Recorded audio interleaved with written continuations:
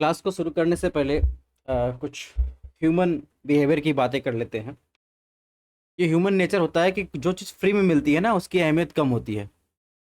चाहे कोई भी चीज़ आपको आसानी से मिल जाए या फ्री में मिल जाए, चाहे वो यूट्यूब की क्लास रहे या पैसे रहें, चाहे माँ बाप के द्वारा दिए गए पैसे हों या किसी भी चीज़ को, जो चीज़ आपको आसानी से मिल जाए उसकी अहमियत कम रहती है। ऐसा हम क्यों कह रहे हैं? क्योंकि हम यूट्यूब पर जितने भी बहुत सारे टीचर ऐसे हैं, बहुत अच्छे हैं, बहुत अच्छे तरीके से एक्सप्लेन करते हैं। जैसे इसी क्लास की बात कर लिया, ये जो सीरीज चल रही है इतनी अच्छी सीरीज है कि इसमें आपको डिटेल एनालिसिस मिल रहा है, पूरा रिवीजन भी हो रहा है, लेकिन इसकी वैल्यू आपको कम लगती है। ठीक है, होता क्या है, अगर 30 मिनट की भी क्लास ले तो एवरेज टाइम होता है 4 से 5 मिनट। मतलब 10 क्वेश्चन सॉल्व करने में भी आपको सारे आपके रिश्तेदार याद आ जा रहे हैं। ठीक है, और वहाँ पर बैठकर एग्जाम हॉल पर 140 क्वेश्चन सॉल्व करने हैं। यही अगर हम इस पर टैग लगा दें मैराथन सीरीज, संपूर्ण इतिहास का रिवीजन 2 घंटे में, 7 घंटे में, तो आप लोग ध्यान से देखेंगे और वो भी मैराथन सीरीज किसी लायक नहीं रहेगी। आप देख रहे हैं कि नहीं देख रहे हैं? तो क्वेश्चन सॉल्व कीजिए, सीरियसली देखिए, प्रीवियस ईयर क्वेश्चन सॉल्व कीजिए, जिसमें 2018 से 2023 तक के क्वेश्चन सॉल्व करवा रहे हैं, तो उसमें डिटेल एनालिसिस कर रहे हैं, उस समझ जितने टॉपिक आपके लिए जरूरी है वो उसकी इन्फॉर्मेशन दे रहे हैं। इससे आपका जो है कंप्लीट रिवीजन भी हो जाएगा, क्योंकि टाइम कम बचा है, क्योंकि अभी नोटिफिकेशन तो आया नहीं है, लेकिन टाइम कम बचा, बहुत सारी चीज़ें आपको पढ़नी रहेंगी। तो इस वजह से यही रिक्वेस्ट है कि आप क्लासेस को पूरा देखिए। ये नहीं आप जो है 1.25 पे 1.5 पर देख के जो है आप निकल जाइए। सपोज अगर मेरा एक्सप्लेनेशन आपको नहीं समझ में आ रहा है तो हमने डिटेल में एक्सप्लेनेशन दिया है, वहाँ पे वीडियो पॉज करिए, अच्छे से देखिए उसको। ठीक है, अगर कोई दिक्कत है आपको तो कमेंट बॉक्स में कमेंट कीजिए। लेकिन इतनी मेहनत की जा रही है तो जो फ्री में जो चीज़ें मिल रही हैं आपको, कम से कम वो चीज़ देख लिए। बहरहाल, बात करें एपिसोड ये 6 है, इसमें हम 2020 के 10 क्वेश्चन देखेंगे। ये पार्ट 2 है, PYQ सीरीज देख रहे हैं, जिसके द्वारा हम लोग रिवीजन करेंगे और थोड़ा सा क्रोनोलॉजी समझने की कोशिश करेंगे, कैसे क्वेश्चन पूछे जा रहे हैं। क्लासेस की इन्फॉर्मेशन PDF कहाँ पर मिलेगी? तो ये हमारे टेलीग्राम चैनल और व्हाट्सएप पेज पर मिलेगी, यहाँ से स्कैन करके या सर्च करके ज्वाइन कर सकते हैं। बात करते हैं 2020 में क्वेश्चन पूछे गए, क्वेश्चन नंबर 11 की। इसके पहले एपिसोड 5 में हमने 10 क्वेश्चन कर लिया है, अभी तक आपने नहीं देखा है तो आप जाकर देख सकते हैं। हमारी ज्योग्राफी की, इन्वायरमेंट इकोलॉजी की क्लास चल रही है और हिस्ट्री की क्लास चल रही है, तो वहाँ से जाते देख सकते हैं। तो देखिए, इसको ध्यान से पढ़िए। इसमें देखिए अप्लाइड क्वेश्चन ही है, कॉन्सेप्चुअल क्वेश्चन है। इसमें लिस्ट फर्स्ट, लिस्ट सेकंड दिया गया है। ठीक है, अब इसमें दिया गया है सिंधु घाटी सभ्यता, उत्तर वैदिक समाज, ऋग वैदिक समाज, मध्यकाल। इसको मिलान करना है, यानी सिंधु घाटी सभ्यता कैसी सभ्यता थी, उत्तर वैदिक समाज कैसा समाज था, ऋग वैदिक समाज कैसा था, मध्यकाल समाज कैसा था, तो उसको मिलान करना है।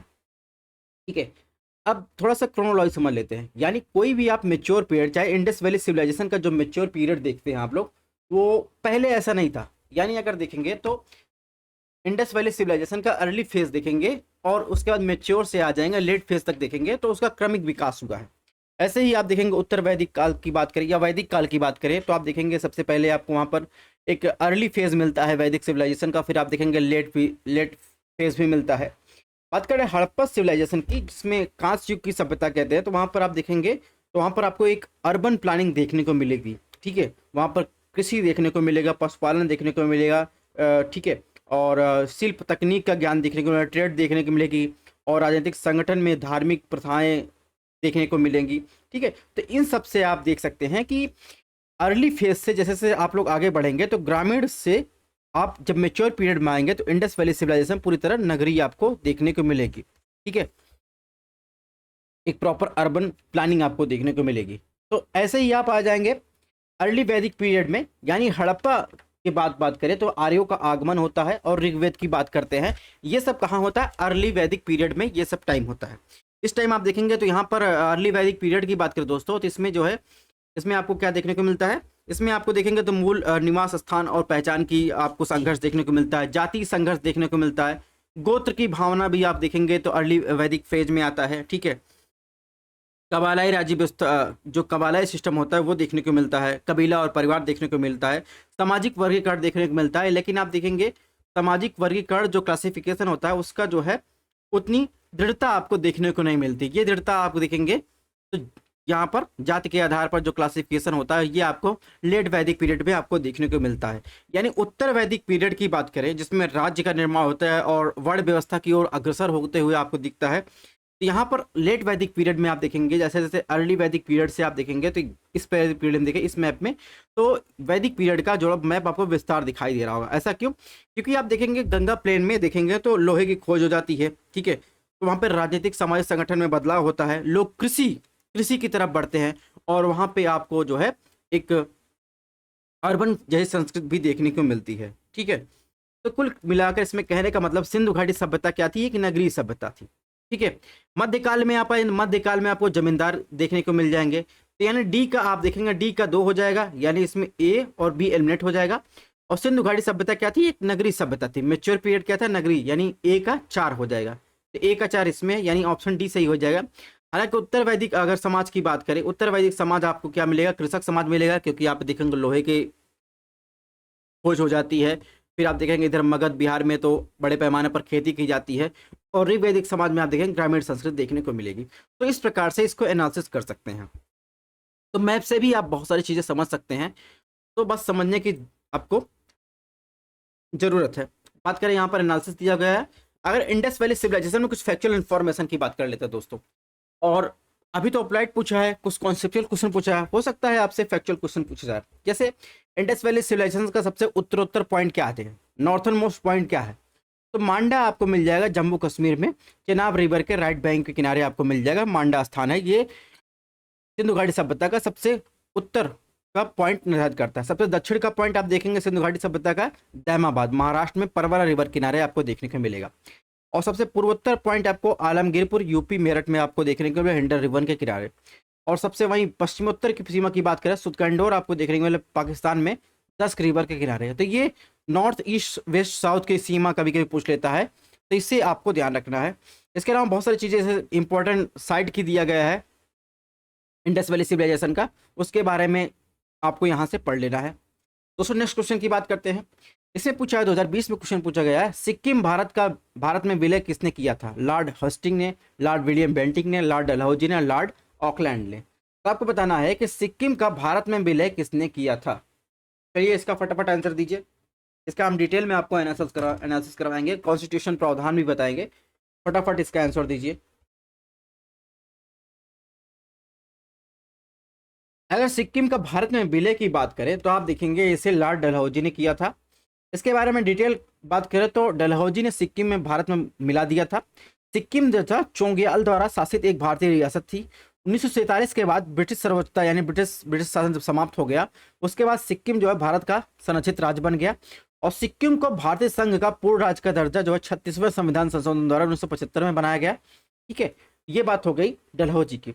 अगर डलहौजी का कार्यकाल पूरे टाइम पीरियड की बात करें तो 1848 से 1856 के दौरान था।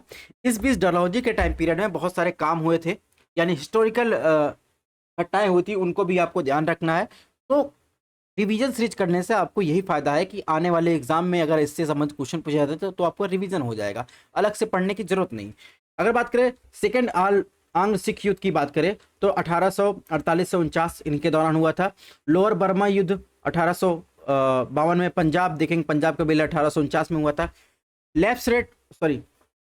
लैप्स थ्योरी जो आई थी, व्यक्तिगत सिद्धांत का आया था, उसका परिचय लॉर्ड डलहौजी ने दिया था। सबसे पहले इसमें सतारा का विलय हुआ था, फिर जैतपुर, संबलपुर का, उसके बाद उदयपुर, फिर झांसी का, नागपुर, फिर अवध का। सबसे लास्ट में अवध का विलय हुआ था 1856 में। उसके बाद 1857 का रिवोल्यूशन हुआ था, ठीक है।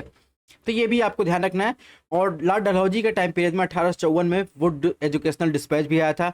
एंग्लो वर्नाकुलर स्कूल की स्थापना भी की थी। 1853 में रेलवे का कार्यवृत्त हुआ था। 1853 में ही बॉम्बे से थाड़े को जोड़ने वाली पहली रेलवे लाइन बिछाई गई थी। तो ये सब लॉर्ड डलहौजी के टाइम पीरियड में हुआ था। अन्य जो ऑप्शन दिए गए हैं, अगर हेस्टिंग की बात करें तो 1813 से 1823 के बीच में इनका टाइम पीरियड था। एंग्लो नेपाल युद्ध हुआ था इन्हीं के टाइम पीरियड में 1814 से 16 के बीच। सगौली की संधि भी 1816 में हुई थी, ये इन्हीं के टाइम पीरियड में हुई थी। तीसरा मराठा युद्ध हुआ था 1817 से 19 के बीच, ठीक है। और आप देखेंगे मराठा का संघ का विघटन हुआ, ऐसे बॉम्बे प्रेसिडेंसी का निर्माण हुआ था। थॉमस मुनरो द्वारा रैयतवाड़ी प्रणाली की स्थापना की गई थी। इस टाइम जो है लॉर्ड हेस्टिंग का ही टाइम पीरियड था। विलियम वेंटिक की बात करें, इनका टाइम पीरियड 1828 से 1835 के आसपास था, ठीक है। सती और कुर प्रथाओं का उन्मूलन इन्हीं के टाइम पर हुआ था। ठगी दमन का एक्ट पारित हुआ था 1830 में। 1835 का संकल्प शैक्षिक सुधार, आधिकारिक भाषा के रूप में अंग्रेजी का प्रयोग, ये सब जो है विलियम वेंटिक के टाइम पीरियड में हुआ था। इसके अलावा 1837 का चार्टर अधिनियम जो है ये भी विलियम वेंटिक के टाइम में हुआ था। लॉर्ड ऑकलैंड की बात करें 1836 से 1842 के बीच इनका टाइम पीरियड था। इनके दौरान जो है प्रथम आंग्ल अफगान युद्ध हुआ था। अफगानिस्तान में ब्रिटिश असफलताओं में भाग लेने के बाद इन्हें वापस बुला लिया गया था। तो ये अन्य ऑप्शन का डिटेल एनालिसिस है जिसके बारे में आपको जानकारी रखनी चाहिए। नेक्स्ट क्वेश्चन की बात करें, क्वेश्चन नंबर 13 में क्या पूछा गया है, इस निम्नलिखित में किस नेता ने दूसरे गोलमेज सम्मेलन में भाग नहीं लिया था? एम के गांधी, सरोजिनी नायडू, पंडित मदन मोहन मालवीय, डॉक्टर राजेंद्र प्रसाद। तो ये गोलमेज सम्मेलन का जो आरंभ आप देखेंगे तो ये सेकेंड वर्ल्ड वॉर के टाइम में ये सब चल रहा था और इसमें जो भाग नहीं लिया था डॉक्टर राजेंद्र प्रसाद थे। ठीक है, अगर सेकेंड गोलमेज सम्मेलन की बात करें, सबसे पहले इसको देख लेते हैं, फिर देखते हैं फर्स्ट सेकेंड थर्ड गोलमेज सम्मेलन की बात करते हैं। तो दूसरे गोलमेज सम्मेलन में कांग्रेस की तरफ से गांधी जी एकमात्र प्रतिनिधि थे। ठीक है, इसके अलावा देखेंगे रंगास्वामी अयंगर, मदन मोहन मालवीय भी इसमें शामिल थे। भारतीय महिलाओं के प्रतिनिधित्व में सरोजिनी नायडू, बेगम जहांरा शहनवाज, राधा भाई सुब्रमण्यन शामिल थी। भारत के सरकार के प्रतिनिधि की ओर से टीपी रामास्वामी अय्यर, नरेंद्र नाथ राव, एम चंद्र राव ये शामिल थे। इसके अलावा इसमें कुछ चीज़ें और आपको ध्यान रखनी है, जैसे तेज बहादुर सप्पू और डॉक्टर वी आर अम्बेडकर तीनों गोलमेज सम्मेलन में भाग लेने वाले मात्र 2 आदमी थे। ठीक है, जो जिन्होंने पहले दूसरे तीसरे गोलमेज सम्मेलन में भाग लिया था। ठीक है, महात्मा गांधी ने केवल दूसरे गोलमेज सम्मेलन में भाग लिया था। अब आपको बता दें, जो प्रथम गोलमेज सम्मेलन हुआ था वो 12 नवंबर 1930 को हुआ था। इसमें लंदन में हुआ था, कांग्रेस ने भाग नहीं लिया था।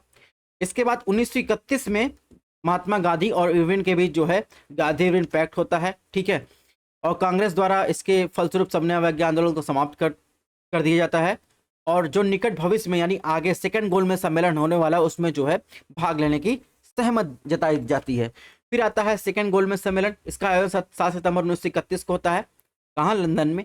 गांधी जी ने भाग लिया था और इसमें जो है पृथक निर्वाचक मंडल यानी देखेंगे तो धर्म के जाति के आधार पर जो है इसमें पृथक निर्वाचक मंडल की मांग की गई थी जिसका विरोध गांधी जी ने किया था। इसके बाद देखेंगे कि जो धर्म के आधार पर पृथक निर्वाचक मंडल की मांग की गई थी इसे जो है मैकडोनाल्ड पुरस्कार यानी कॉमनल अवार्ड 1932 में जो है जो इंग्लैंड के प्रधानमंत्री थे उनके द्वारा 16 अगस्त 1932 को जो है घोषित किया गया और इसे महात्मा गांधी ने जो है इसकी बहुत आलोचना की थी। ठीक है, और इसके बाद ही आप देखेंगे तीसरे गोलमेज सम्मेलन पे आप देखेंगे 17 नवंबर 1932 को तीसरा गोलमेज सम्मेलन होता है जिसमें जो है जिसके फलस्वरूप भारत शासन अधिनियम 1935 पारित होता है। इसमें गोलमेज सम्मेलन में गांधी जी ने भाग नहीं लिया था। इस टाइम जो है कांग्रेस के जो है अधिकांश प्रमुख नेता जो है जेल में थे। ठीक है, तो ये क्रोनोलॉजी है कि आपको ध्यान रखना है। ठीक है, एक टाइमलाइन यहाँ पर दिया गया है जो आपके इससे संबंधित नहीं है, लेकिन आप देखेंगे कैबिनेट मिशन 1946 से आप देखेंगे डायरेक्ट एक्शन डे और मुस्लिम लीग की अंतरिम सरकार में शामिल होना, संविधान सभा के लिए चुनाव, ये क्रोनोलॉजी के रूप में आपको दिया गया है। पीडीएफ से आप इस सबको जरूर पढ़ लीजिएगा। ठीक है, कैबिनेट मिशन से लेकर आप देखेंगे यहाँ पर 26 जनवरी 1950 तक छोटे छोटे पॉइंट में दिए गए हैं, क्वेश्चन इसी से पूछे जाते हैं। तो इसको आपको जरूर पढ़ लेना है कि किस तारीख को क्या हुआ था, टू द पॉइंट चीज़ें दी गई हैं। इससे क्वेश्चन आए भी हैं। ठीक है, जैसे आप देखेंगे तो 2023 में जो एग्जाम हुआ था तो इसमें संविधान में अंगीकृत के से क्वेश्चन आया था कि 26 नवंबर 1949 को जो है संविधान को अडॉप्ट किया गया था और इनैक्ट किया गया था। तो इंग्लिश और हिंदी दोनों याद रखना है। ठीक है, कभी कभी कन्फ्यूजन हो जाता है, तो ये भी चीज़ें आपको ध्यान रखनी है। और इसमें क्या ध्यान रखना है, इसमें आपको न्याय कितने प्रकार की है, स्वतंत्रता कितने प्रकार की, समता कितने प्रकार की है, इससे क्वेश्चन पूछा जाता है। तो ये सब भी चीज़ें आपको ध्यान रखनी है।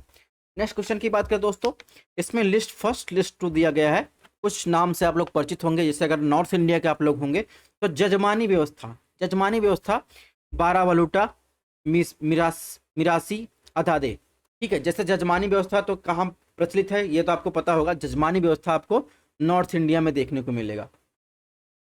ठीक है, और वहीं अगर बात करें बाराबुलाटे की बात करें तो ये आपको महाराष्ट्र में एक ट्राइबल में आपको देखने को मिलेगा। मिरासी की बात करें, ठीक है, मिरासी आपको तमिलनाडु में, अदादे आपको कर्नाटक में देखने को मिलेगा। यानी कहने का मतलब ऑप्शन डी सही है। अगर इसके बारे में डिटेल में पढ़ना हो तो यहाँ पर दिया गया है। जजमानी क्या है, एक ग्राम समुदाय के भीतर विभिन्न जातियों के परिवारों के बीच पारस्परिक सामाजिक और आर्थिक व्यवस्थाएं आमतौर पर उत्तर भारत में प्रचलित है। इस शब्द का जो है यजमान से लिया गया है, यजमानी, जिसका अर्थ होता है बलि का संरक्षक, जो अनुष्ठानिक पुरोहितों द्वारा नियोजित किया जाता था। 12 बुलतदार प्रणाली क्या है? यह सेवक सहजात व्यवस्था थी जो भारत के महाराष्ट्र गांव में पाई गई। मध्ययुगीन महाराष्ट्र में बलूतेदारी व्यवस्था सामाजिक आर्थिक जीवन का महत्वपूर्ण हिस्सा थी और कुम्हार इसके जो है महत्वपूर्ण सदस्य थे। ठीक है, और ये ग्रामीण समुदाय के सदस्यों को उनके सेवाओं के लिए उन्हें मजदूरी या अनाज दिया जाता था, जिसे बलूता कहा जाता था। तो ऐसे जो है छोटे छोटे जो कीवर्ड होते हैं उससे भी क्वेश्चन पूछ लिए जाते हैं। मिरासी प्रणाली की बात करें तो पूर्व औपनिवेशिक टाइम पीरियड में साउथ इंडिया में समाज में भूमि सामाजिक संबंधों पर संविष्ट शामिल था। ठीक है, उसमें पैदावार जो गांव को बकाया और राज्य सरकार या कृषक के हिस्से में आकर, ठीक है, आकार के कई हिस्सों में विभाजित किया जाता था। मिरासी प्रणाली तमिलनाडु के में प्रमुख रूप से प्रचलित थी। वहीं अदादे की बात करें तो धार्मिक आधार पर पुरोहितों को अदादे की भेंट व्यक्तिगत परिवार की क्षमता के अनुसार की जाती थी। कर्नाटक के कुछ गांवों में अभी भी अदादे प्रणाली सिस्टम चल रहा है। कहने का मतलब ये जो सिस्टम है, जैसे अपने यहाँ अगर जजमानी व्यवस्था है तो ये पूरे भारत में है, बस लोकल लेवल पर अलग अलग नामों से जाना जाता है। ठीक है, उन्हीं के बारे में क्वेश्चन पूछा गया है। नेक्स्ट क्वेश्चन की बात करें, क्वेश्चन नंबर 15 में क्या पूछा गया है? लिस्ट फर्स्ट दी गई है, लिस्ट सेकंड दिया गया है। द स्टोरी ऑफ माई, ठीक है, डिपोर्शन की बात किया है। Gita Rahasya a nation in making India wins freedom, इसके राइटर से आपको मिलान करना है। ठीक है, तो फटाफट इसका मिलान कीजिए।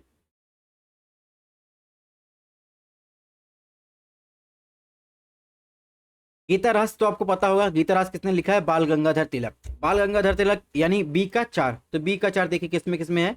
ऑप्शन सी और ऑप्शन ए में, यानी बी और डी एलिमिनेट कर दीजिए। इसके बाद आ जाइए India wins freedom. India wins freedom किसने लिखा है? मौलाना अबुल कलाम आजाद, यानी डी का क्या हो जाएगा? 2। तो डी का 2 किस में है? डी का 2 इसमें ऑप्शन ए में है, यानी क्या हो जाएगा? 3 4 1 2।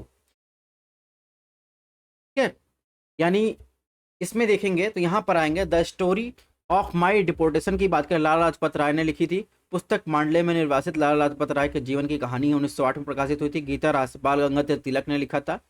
पुस्तक कर्मयोग शास्त्र के नाम से जाना जाता है, 1915 में प्रकाशित हुआ।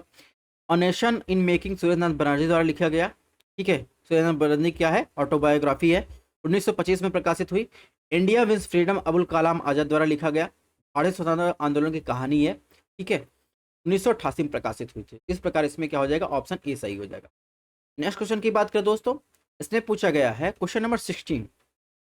हालांकि हिस्ट्री से इसका संबंध नहीं है डायरेक्टली, लेकिन आप देख सकते हैं सीमांत मनुष्य यानी मार्जिनल मैन की अवधारणा किसके द्वारा प्रतिपादित की गई? ये 2020 में क्वेश्चन पूछा गया है। Option 1 Robert E Park, B Robert Redfield, C Louis Wirth, D Louis Dumont. ठीक है, तो मार्जिनल मैन सब लोगों ने इसका जो है इसकी कॉन्सेप्ट हो सकता है ना सुना हो। ठीक है, सच बताया तो मुझे भी नहीं पता था मार्जिनल मैन के बारे में, हमने पढ़ा तो मुझे पता चला। ठीक है, रॉबर्ट ई पार्क की बात करें, सीमांत मानव समाजशास्त्री अवधारणा रॉबर्ट ई पार्क द्वारा दी गई है। ठीक है, इस शब्द का प्रयोग 2 सांस्कृतिक पहचानों से प्रभावित व्यक्ति का वर्णन करने के लिए किया जाता है। ये सांस्कृतिक केवल अलग अलग नहीं बल्कि विरोधी भी है। ठीक है, लुई वर्थ की बात करें, एक अमेरिकी समाजशास्त्री थे। ठीक है, लुई ड्यूमेंट की बात करें, फ्रांसीसी मनोवैज्ञानिक थे। रॉबर्ट रेडफील्ड की बात करें, अमेरिकी मनोवैज्ञानिक और एथनोग्राफर थे। ठीक है, अगर ऐसे क्वेश्चन आ जाए आपको नहीं मालूम है तो आप छोड़ दीजिए, गेस मार्क जरूरी नहीं है, क्योंकि ये चीज़ें मुझे भी नहीं मालूम थी, तो उसमें ज़्यादा फैलने की ज़रूरत नहीं है कि आप फैल जाएगी, नहीं नहीं हम करेंगे, करने के चक्कर में नंबर लेके डूब जाएंगे। ठीक है, क्वेश्चन नंबर 17 की बात करें, 17 की बात करें, सॉरी 17 में क्या कहा गया? निम्नलिखित में किसने 1755 में कीडीगुल मैसूर में एक आधुनिक शस्त्रागार की स्थापना की? ऑप्शन 1 नजराज, बी हैदर अली, सी देवराज, डी चिक्का कृष्णराज। ठीक है, तो ये क्वेश्चन का आंसर सबको पता होगा। हैदर अली ने जो है डीडीगुल में मैसूर में कर्नाटक में आधुनिक शस्त्रागार की स्थापना की थी। ऑप्शन बी इसमें सही है। ठीक है, हैदर अली ने प्रथम आंग्ल मैसूर युद्ध में अंग्रेजों को हराया, मद्रास संधि पर हस्ताक्षर किए। टीपू सुल्तान हैदर अली का पुत्र था। आंग्ल मैसूर युद्ध की बात करें तो सेकंड आंग्ल मैसूर युद्ध 1780 से अगर बात करें 84 के बीच जो है चला। वारेन हेस्टिंग द्वारा फ्रांसीसी बंदरगाह माहे पर हमला किया गया, जो हैदर अली क्षेत्र के स्वामित्व में हुआ करता था। 1781 में क्या हुआ? हैदर अली पोर्तनोवा और आयरे कोटे को द्वारा पराजित हुआ। चौथा आंग्ल मैसूर युद्ध 1799 में हुआ, लॉर्ड वेलेजली द्वारा आक्रमण किया गया, टीपू सुल्तान की मृत्यु होती है। तृतीय आंग्ल मैसूर युद्ध में 1790 से 1792 में श्रीरंगपट्टनम की संधि होती है। 1792 में टीपू सुल्तान अपने क्षेत्र का आधा हिस्सा सौंप दिया। ठीक है। मंगलौर की संधि की बात करें 1784 में टीपू सुल्तान द्वारा हस्ताक्षरित की गई। द्वितीय आंग्ल मैसूर समाप्त होता है इसके द्वारा। ठीक है। और टीपू सुल्तान ने ही विदेशी व्यापार को विकसित करने के लिए फ्रांस, तुर्की, ईरान, पेगू में दूतावासों की स्थापना की। चिटगुन किला 16वीं शताब्दी में तमिलनाडु राज्य में बनाया गया। ठीक है। तो ये आपको ध्यान रखना है। तो इसमें जो भी इससे संबंधित जितनी भी इंफॉर्मेशन थी वो मैंने दे दी। इसमें क्या हो जाएगा, ऑप्शन बी सही हो जाएगा। ठीक है। इसके अलावा प्रथम कर्नाटक युद्ध, सेकेंड कर्नाटक युद्ध और इसमें थर्ड कर्नाटक युद्ध के बारे में दिया गया है। तो इसको आपको देख लेना है, प्रथम कर्नाटक युद्ध कब से कब हुआ था, सेकेंड कर्नाटक युद्ध कब से कब हुआ था। ठीक है। और प्रथम कर्नाटक युद्ध देखेंगे एक्सला चैपल संधि के साथ समाप्त हुआ था। ठीक है। ऑस्ट्रियाई के उत्तराधिकार के दौरान ये शुरू हुआ था।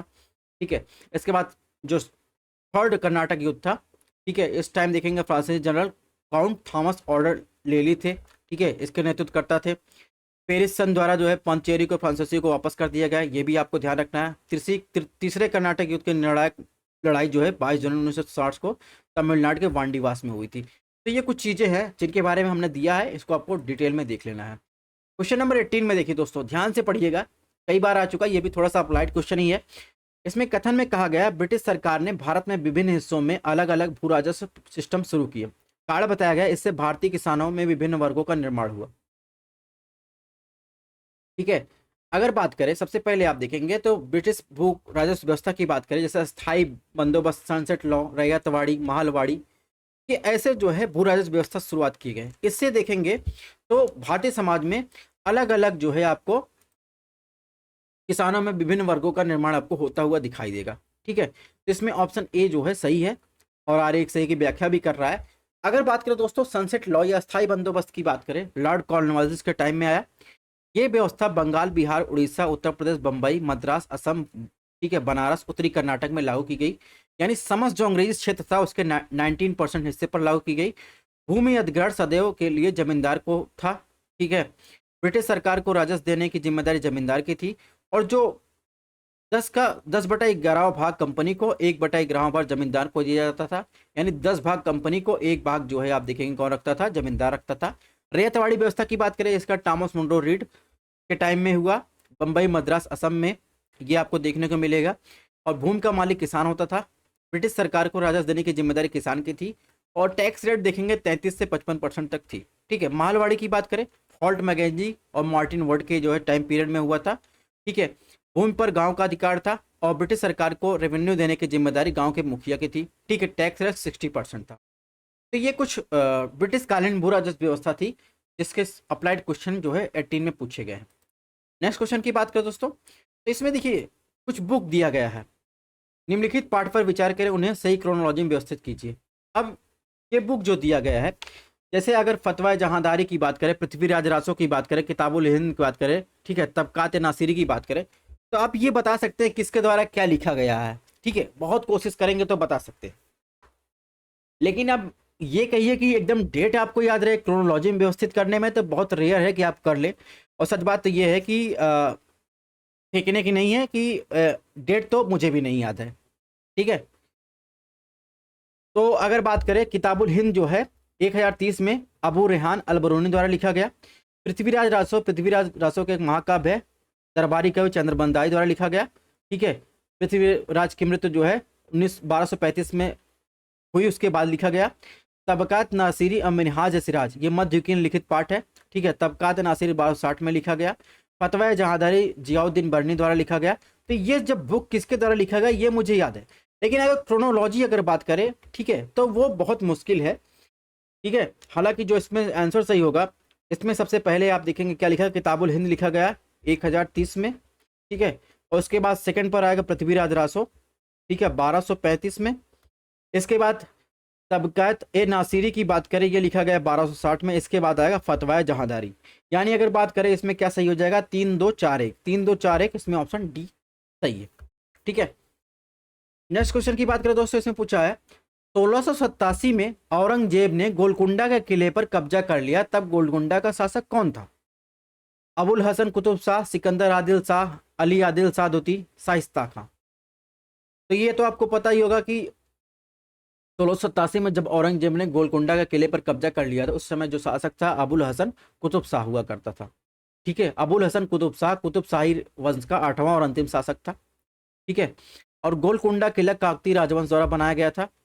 और औरंगजेब को कुतुब शाही राजवंश की सेना में जो सेनाधिकारी थे तरंदाज खान, उन्होंने विश्वासघात किया था, जिससे जो है औरंगजेब को विजय मिली थी। औरंगजेब के बारे में बात करें, फतवा आलमगीर औरंगजेब द्वारा संकलित किया गया। बीबी का मकबरा भी औरंगजेब द्वारा जो है बनवाया गया ताजमहल के समान औरंगाबाद में। ठीक है, इन्हें जिंदा पीर भी कहा जाता है।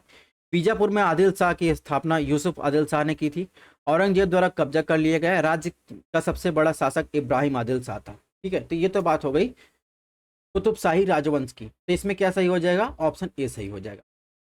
तो रिवीजन करने का आपको यही फायदा है, बहुत सारी चीजें आपको पता चल जाएंगी। ऐसा नहीं जो टीचर बता रहा है, ठीक है, एनालिसिस करके कुछ चीजें उसके पास जो है बहुत सारी चीजें नहीं आती है कि ऐसे भी क्वेश्चन पूछे जा सकते हैं। तो इससे क्या होता है, एक तो वो खुद तैयार रहता है, दूसरा स्टूडेंट को भी तैयार करता है कि ऐसे भी क्वेश्चन पूछे जा सकते हैं। अगर आप कोई चीज पढ़ रहे हैं तो थोड़ा सा इस पर भी फोकस करने की जरूरत है। तो ध्यान रखिएगा, पीडीएफ जो कहाँ मिलेगी आपको? हमारे टेलीग्राम और व्हाट्सएप पेज पर मिलेगी। मिलते हैं नेक्स्ट लेक्चर में, तब तक आप लोग अपने हेल्थ का ध्यान रखिएगा।